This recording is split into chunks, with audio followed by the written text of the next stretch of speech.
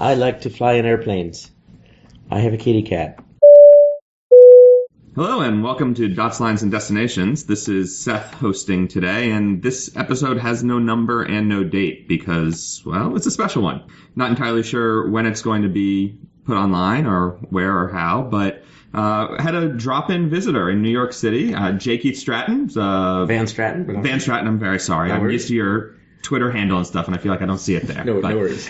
J. Keith Van Stratton, who's a contributor to The Points Guy and general all-around traveler and equally crazy guy, we'll say. So he's here hanging out, and we wanted to sort of talk travel and, you know, maybe find a dot or a line or a destination to bring on. So welcome to the show. Thanks very much. Thanks for having me. It's my pleasure. So we talked a little bit coming into this about sort of what you've got coming up. Mm-hmm. And I think Africa is always a fun one. I think as our group, we don't talk about it very often. Oh, really? Okay. I've never been, so this will be my first time having a chance to talk about it. But I'm leaving. We're talking now on a Tuesday, and I'm leaving on a Thursday. I'm leaving Thanksgiving night to go from here through Abu Dhabi to Nairobi. And then from Nairobi, I'm going to go to Johannesburg, and then to Cairo, and then to Sharm el Sheikh, back to Cairo, through Addis Ababa, and then back to Nairobi, back to JFK, back to Los Angeles, my home. Wow, that's a lot of bouncing around, a lot of fun lines. A lot of bouncing around, yes. How long is the whole trip? Whole trip, let's see, not including the New York portion. I've been here for about 6 days. I think a little over 2 weeks. Okay. So, are you going to actually be able to fly in and out of Sharm? Are the airports? I've not got. Well, this has been an interesting experience because I've not gotten any notification from any entity that says this may be a bad idea or there may be a complication here. But I'm flying on Egypt Air just round trip from Cairo. Okay. So I'm guessing that that's not as notable or as risky as others. Yeah. It's certainly not an international carrier, so exactly. Odds are they're not going to shut it down. Yeah. But I'm curious. It was interesting though, because I did look at the State Department website, and my recollection was that it said that no government employees are allowed to go there now, but apparently regular Americans are. They're happy to put our lives at risk. Hey, well, I think that's one of those fun things. They did just announce yesterday, I guess, the generic. Gosh, the world's a dangerous place. You should be careful. Don't travel around the holidays, and I'm not gonna live my life in fear. Well, I applaud you that. We're not either. We've got a trip coming out. One of the reasons I was interested in that is we're actually going to be in Cairo for a day, Christmas Day. Oh, wow. We've got a 12-hour layover en route to Asia. Wow. So, are you gonna lay over? Are you going to do anything? We're going to try to get out into the pyramids. That's great. Yeah. I figure I need to hire a driver at some point. Mm-hmm. Guy stands at the front door, has our name on a plaque. We walk out, drive around for a few hours, drive back to the airport. I think that's awesome. Jet lagged as hell, pet a camel, I don't know. Seems like what you're supposed to do. It all just seemed like a fever dream at that point. Hope my wife doesn't kill me. That's basically the gist of it. If not the terrorists, not your wife, you should be okay. Yeah. So that's an interesting thought of where the odds lay in that, like, which one's a bigger risk? Make bad travel plans and have my wife get mad at me. Okay. Make bad travel plans and end up in a place that happens to be a terrorist. Yeah. Well, in some relationships, you don't have to travel in order to be terrorized. I've not met your wife. I'm sure she's lovely. I have no idea what your personal life is like. Yes. Well, not where I'm going. Yeah. How many people were concerned or telling me not to go and all that. And my feeling was just that I just think the odds of an attack happening at the same airport, and again on a commercial flight as opposed to a charter flight, were pretty low. And also it's like, to these people I would say, oh yeah, maybe I should go somewhere more safe like Paris. Right. It's like, and I don't mean that in any way, diminishing the horrible attacks there, but just that, like, you never know. And it's like, you gotta, I'm not going to Syria, but, I don't want to not travel. Yeah. And also I'm very cheap and I don't want to cancel my flight and get stuck with the airfare.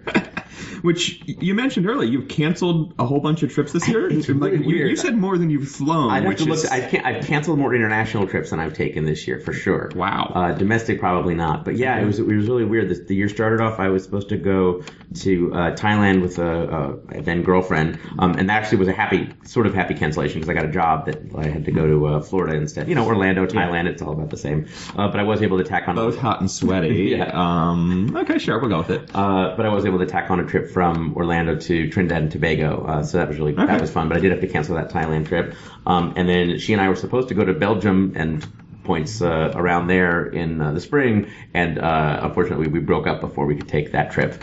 And because you skipped out on the Thailand trip, or I don't think so. I mean, we both were very disappointed not to take that trip because I really did a lot of planning with it.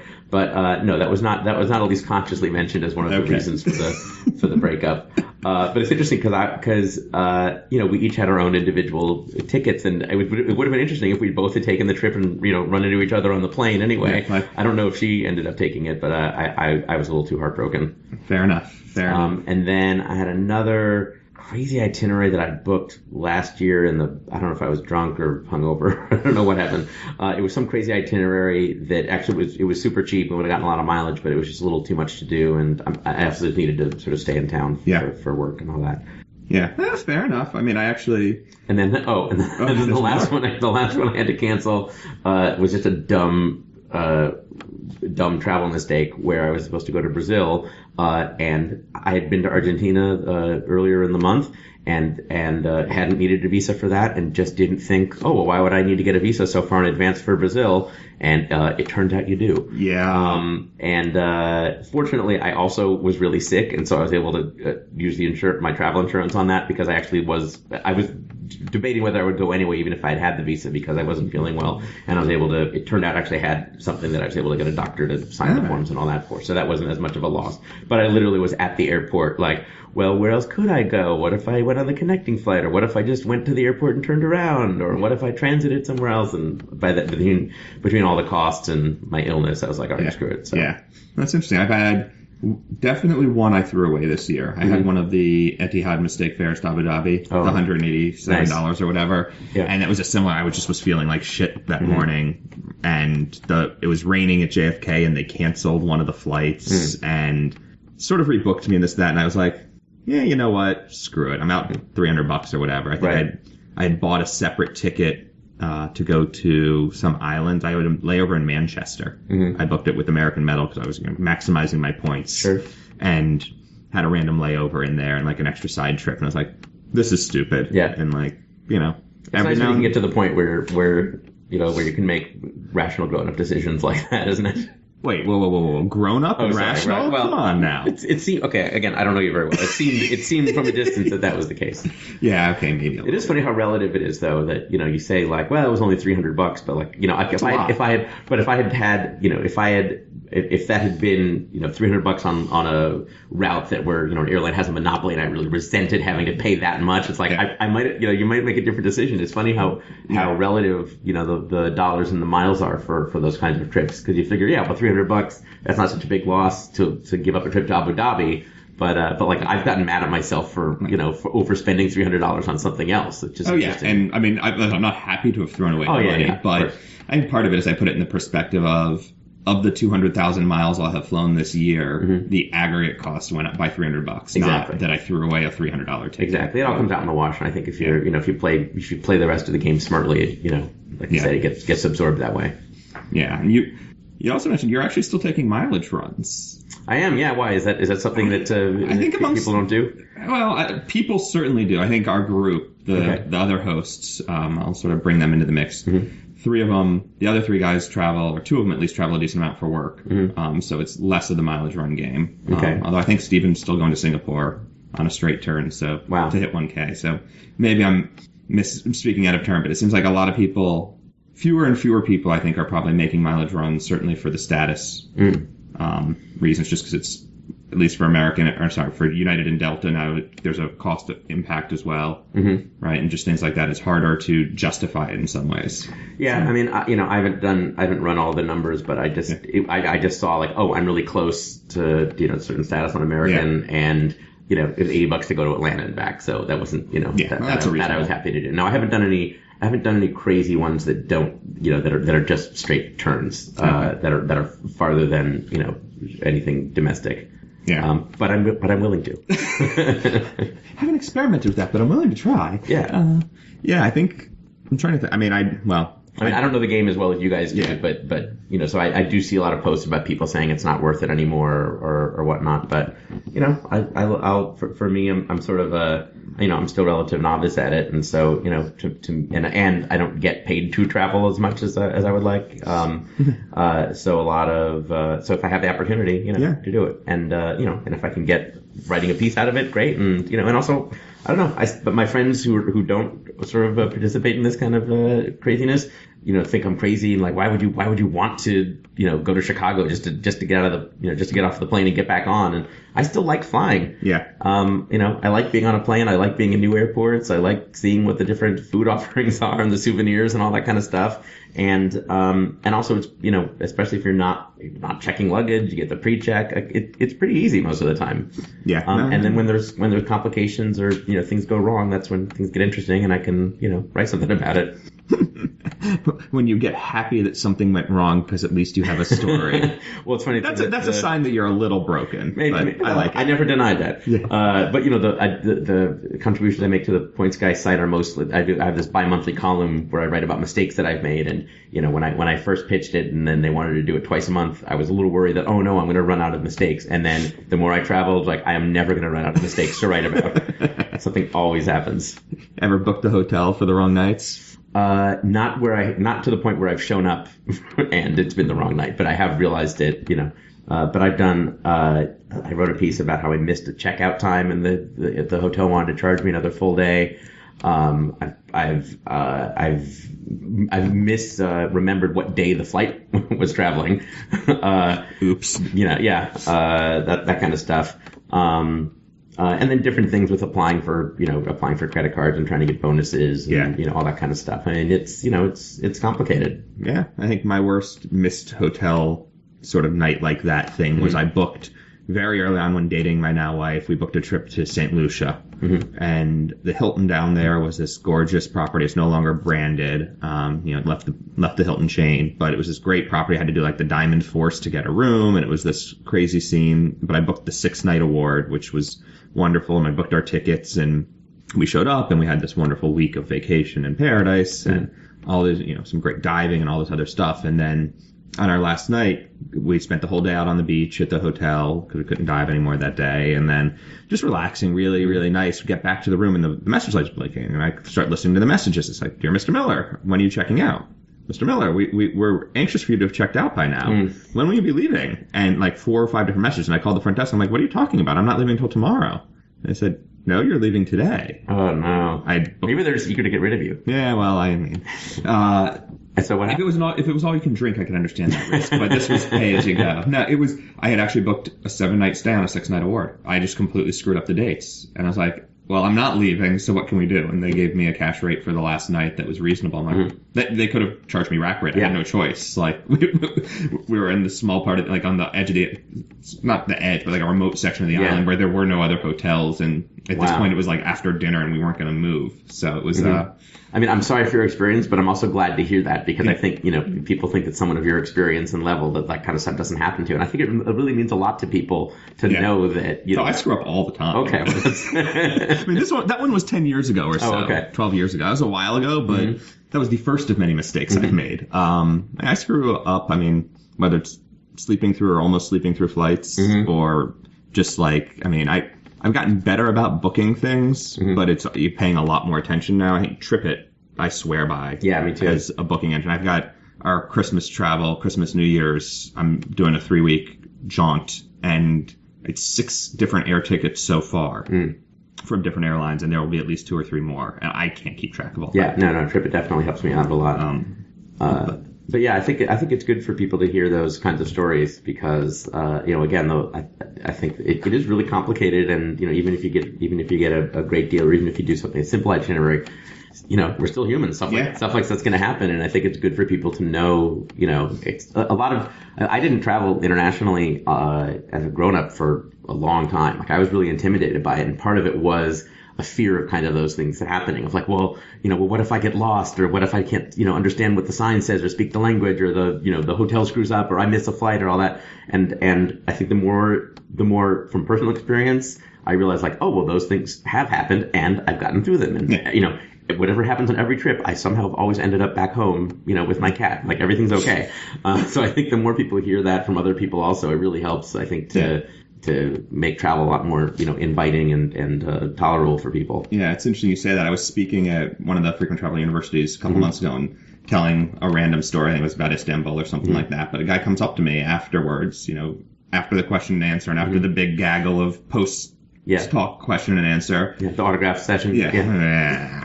Somewhat sheepishly comes up and is like, so, like, you travel a lot? And I said, yeah. He's like, you've been to all these places? I said, yeah. He's like, don't you get scared? I said, of what? He's like, well, you don't speak the languages, because I said that very clearly. And I was like, right. And you don't really know where you are, what's going on, and what the food is. I'm like, right. Aren't you scared of all that?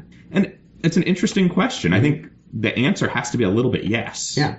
You have to be a little bit scared of it, but that's a good thing, I feel like. Well, it is in terms of personal safety and whatnot. I think it is, there's sort of the gift of fear paradigm where you want to, you want to have a, you want to trust your down the dark alley. Yeah, you want to trust your sixth sense and all that. But I think the most important thing is to listen to it and then to find the answer. Don't let it run rampant. But what was your? My answer was absolutely. Yeah. I get on any random trip and it's sort of, as you alluded to earlier, you don't know what's going to happen and it's going to be some crazy adventure. Right. But I mean, I was in Cuba in June and talking on a random domestic flight, which in and of itself is a scary experience. Yes. When you pull into the hangar or to the gate back in Havana on your airplane and you see the other airplane that this airline owns, because they only have two, and it's completely dismantled and being used as spare parts for the one that you're flying on. Oh, man. Yeah, that's a super warm and fuzzy feeling you get. But it was reasonably safe. We landed. Yeah, I think the more you can realize, like, oh, well, this will make an interesting story one day. I sat down on that flight to start the morning and had some challenges about where the bag was going to be checked to, and guy behind me convinced me that it was okay, that their computer systems really don't recognize that they're two different airports and they just use the same code for both of them, but the plane's going to land in the right place, so it's going to be fine. And he was probably the only person there that spoke English, or was willing to speak English with me, and we start chatting and chatting. He, open seating, so he just sat down next to me and we keep chatting. He's like, do you have a taxi ride set up to go to your hotel? And I said, no. He's like, oh, don't worry about it. My friend will take you. I got in a taxi in Havana where there's no cell phone service, and I don't really speak much Spanish, with a random stranger and his buddy who picked me up at the airport. A little bit of a pucker factor there. I don't want to say that I was scared, but it was certainly outside my comfort zone. Yeah, but I think that's the great part of travel, is to get outside your comfort zone and then to come back or to survive. But I think it's really good to hear that some of your experience still has those fears, because you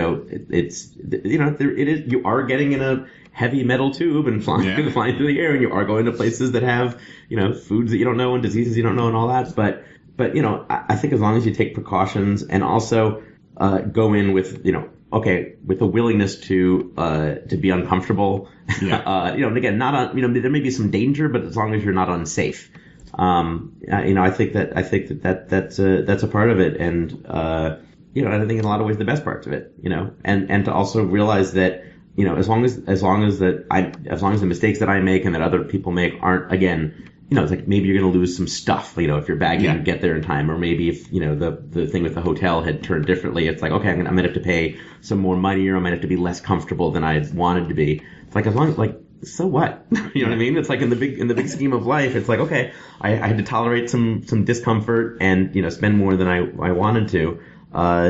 To me, it's worth it. Those are the worst things that are going to happen. Again, not counting kidnapping and imprisonment and that kind of stuff. Let's presume that those things are much less likely. Yeah. We'll stipulate that. But yeah, I think that's also why it's fun. That's why it's an adventure. Adventures have risks, and adventures have possible peril. And I think being able to navigate that is for me, that sort of makes me who I am.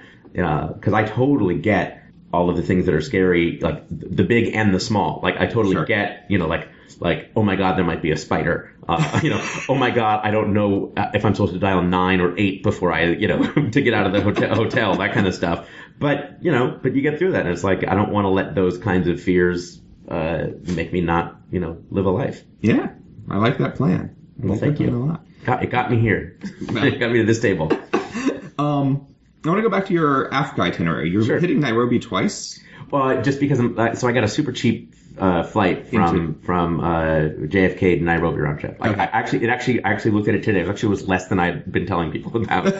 So I'm happy to re-brag here. It was $405. Nice. $405 through Abu Dhabi. So it's not, it ain't the most pleasant itinerary, but for that little money, I'm going to stay in a nice hotel on the 19-hour layover in Abu Dhabi, and very cool, and like that.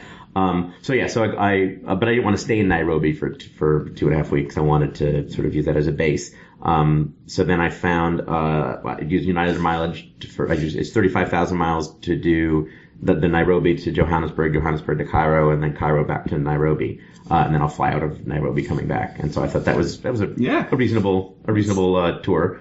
And then I'm doing this little side Africa trip top to bottom and then drop in the middle. Yeah, exactly. So it was a really interesting experience though, because none of them are places where I'm like, oh, I've always wanted to go there. Ooh, that really excites me. And so it was an interesting kind of negotiation with myself about like, well, how much money is it worth to go to the places that are going to excite me? And also in general, when I do travel, I want to prepare somewhat and see some of the places and things that I want to do. But I also always try to plan as if I'm going to go back there one day. And so, so I don't feel like I have to maximize every second, or I'm going to feel like I failed on this trip if I didn't see every site. And that's kind of how I was looking at Africa, which also, by the way, it's like saying, oh, I'm going to go to space. And, which 3 planets are you going to say? I mean, it is so huge. I'm going to the United States, and it counts once I've seen New York. Exactly. I was actually going to say that as an example instead of space, but the U.S. is so much smaller than Africa, so it's not even a fair example. But for people, for people who live here, it's like saying that. It's like, oh, well, I went to New York and San Francisco, so I've obviously seen the United States. And so this is basically because I hadn't planned that far in advance. Like I finally decided to do the trip and added the domestic flights there relatively recently. It was a matter of what was available and what could I do for a reasonable amount of mileage. And I thought I'm pretty pleased with it. I thought nice. That's a nice reward. 35,000. Yeah, I thought it was pretty generous. And then is that a round trip with a stopover? Exactly. Yeah, that's how they. So somehow it's Nairobi to Nairobi, or Nairobi to Cairo via Johannesburg. Exactly. Yeah, it's funny because I gotta love the United pricing engine some days. And it's on the South African, and then I think it's Ethiopian air back from Cairo. Okay. But the others are nonstops from Nairobi to Johannesburg to Cairo, and I'm nice. Like, that's reasonable. Yeah, that'll be nice. I think so. Yeah, when I looked into when I thought about like, oh, well, maybe I can see if I can go to these places that I'm excited to go, and about changing it, that's when the guy told me like, oh no, this is how they're booking it as a stopover, because I wanted to see if I could add something else, and I was like, that's fine. Yeah, no, that makes sense. Nice. I think so. Yeah, it's good. And then I nested a little round trip from Cairo to Sharm el Sheikh in the middle there. Yeah. Very well done. I like that. Well, I'm talking to you before I leave. Who knows? I may be cursing my own name in the middle of it. Well, I think that means the trip was reasonably well done. There should always be a little bit of second guessing and like, what the hell was I thinking? Oh, that's a good point. Yeah. It's interesting you say you're talking about you plan it as though you're always going to go back. Yeah. And my wife and I did Egypt a couple of years ago, I guess Christmas time. And we went to Hurghada and to Luxor. So Hurghada is basically on the coast, due west of Sharm. So still on the Red Sea, but on the sort of mainland side instead of on the Sinai Peninsula side. Okay. And, we obviously flew via Cairo both ways, because that's how you get in and out. But we didn't stay in Cairo at all. We connected straight through both times, like less than 6 hours at the airport. And so we never got out. We never saw the pyramids. We didn't do any of the Cairo stuff. We didn't go up to Alexandria, any of those things. And I joked at the time, like, I'm sure we're going to be back here at some point, and we'll go see the pyramids then. Right. And I had no idea when it was going to be or why or how, but it's going to happen at some point. Sure enough, Christmas Day this year, we're going to go back and see it. And it's becoming a Christmas tradition for you. Christmas in Egypt. Well, we actually have gotten better about planning trips to places that aren't especially Christian, because then there's things are open and people are available to actually see things. Like, you go to the Caribbean, very Catholic part of the world, mostly closed on Christmas. That's interesting. Italy too. We did a day. We were in Milan once on Christmas. That was a really slow day. The flip side of that is this will be the second year in a row where I've traveled on Thanksgiving. Yeah. Last year I was in Dubai. And again, it's nice that everything's open. On the other hand, really hard to find turkey and stuffing. Yeah. Not just turkey and stuffing, just any turkey. Yeah. It's just not a big hit in Dubai for some reason. Pick up a pack to go and eat it on the plane. I might, yeah. Well, I usually travel with some turkey jerky just as a snack, but that's not exactly what I had in mind for Thanksgiving. Yeah. But yeah, that is fun. And it is weird being in places on, I've been out of the country on, the 4th of July or whatnot. Sure. It's just kind of fun to see oh, right, the rest of the world has their own thing. Yeah. What do you mean there's not fireworks tonight? Exactly. What? Yeah, exactly. In London. What? Well, and of course, the other tricky part of that is that a lot of times you'll find today's a holiday that you had to plan for. You'd plan, that's why, again, I try not to plan too many things out, because if you decide I have to go to this museum on this Thursday of my trip or else it's not going to happen. It's it turns out it's a national holiday and it's closed. So. Yeah, actually that happened to me in Santiago in December. I went on the Houston to Santiago inaugural flight with United and got down there on whatever day of the week. I think it was a Monday or something, and got down there and was like, oh, look, and I started walking around and everything was closed. I'm checking my watch. I'm it's not a weekend. What's going on here? And it turned out it was some festival day. And yeah, that happens a lot in South America. Yeah. This was, a festival of it was actually a huge pilgrimage to there's a big statue of Jesus on top of the hill in downtown Santiago in the main park there. So it's not quite like Rio, but same idea, this sort of big. And there, you can either walk up it or take the funicular up. And I did that actually. Took the funicular up. Yes, I love a good funicular. It's very hard for me to visit a town that has a funicular and not ride it. I like that. I like that a lot. But I went up there and you could see the leftovers from yesterday's pilgrimage. Everything was clean, but it was the bags of garbage that someone had to put in a truck to schlep I'm back imagining down the hill. condom wrappers and needles. It wasn't that kind of festival. I don't think. But yeah, it was interesting. Just the that's the one where there's a lot of, and I was just going to say that's the one where they have a lot of those little gates, these little gated memorials with the candles, and the wax just goes all just through. Yeah, it was really neat though. Also to see it in the aftermath, but I was one of those. I was I'm supposed to get this sandwich while I'm in Santiago at this famous place, and I went there, and the famous place was closed because it was a festival day, even though it was a month. I'm well, now what the hell am I supposed to do? And it was a good challenge because that was the entirety of what I had planned for the day. The entirety was to get a sandwich? Well, then I figured I'd wander around, so I just skipped it. But to what I had planned, yes, I had. I then wandered around a little bit more and realized, finally found on the internet that everything was going to be closed because of this holiday. And went back to the hotel and sat at the pool and got some work done. So it wasn't the worst. There's worse days than that. It was a Monday, and so theoretically I was working anyways, remotely. So it got the job done. But yeah, that was one of those fun. Oh, today's a holiday. Yeah. Oops. It's funny. I always plan on doing work when I'm traveling abroad, and I rarely do. I just get into this. I'll take a lot of notes. Yeah. But as far as actually synthesizing stuff or writing things out, I don't know. I'm either out doing stuff or.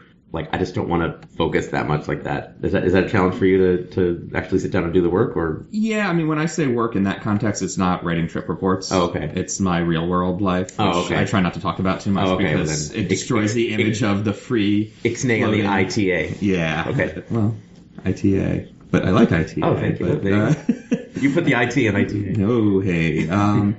No, it's an interesting balance. I will write a blog post along the way just because I like writing, but it's usually not a full, this is what I did today. These are cool things to see and do in city X. Right. Partly because I don't think I would do it justice. Sometimes I'm too lazy to get the pictures and do all the sorting and edit them and all that other stuff. It takes longer than it should, and I'm inherently lazy. So, if I can get a quick little news bit out or something like that, just something else going on in the world, that's a little easier usually. So. But I don't know, I'm going to have to figure out how to do a month worth of that coming up, so that'll be fun. High-class problem, as they say. Yes, it very much is. It very much is. I'm getting hungry, and I think we should go get lunch. All right. So I'm going to put a wrap on this episode. You can see how well structured we are here. You want to tell the people of the world where they can find you on the internet? My Twitter is @J_Keith. My website, which has not been updated in at least a decade, is jkeith.net. And then I write at least twice a month for thepointsguy.com. You can look my name up there. Awesome. And we'll put a link to some of that stuff in the show notes. Great. This is Seth @WANDRME and the various other ways you'll find me. And you've been listening to Dots, Lines, and Destinations at Dots Lines on Twitter or moredotmorelines.com. Take care. Yay.